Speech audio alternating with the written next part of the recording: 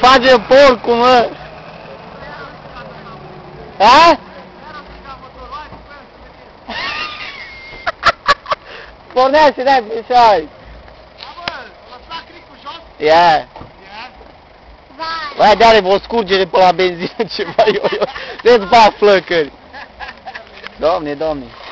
Dar unde întorci acolo? La biți, la fer, acolo. Alo. Aici vine porcul. Unde ești, mama? Acum mă trebuie.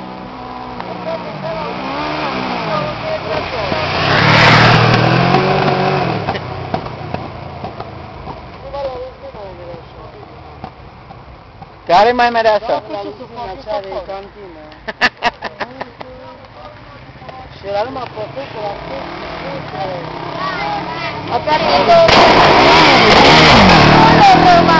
nu s-o mai întorc. Cine? Ce-a făcut așa? Avovele! Mamă, Uite, mi-are în peco, deja mare benzină. A, mișto, gagiu. Asta de stai. Uite-te bună, mă, nu stremă, dar... Lasă-mă de sus între ei.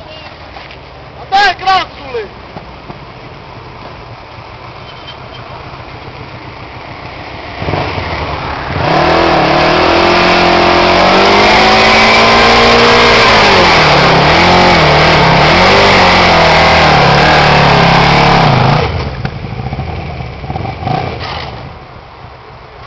Poate mai ia mașina în pula mea.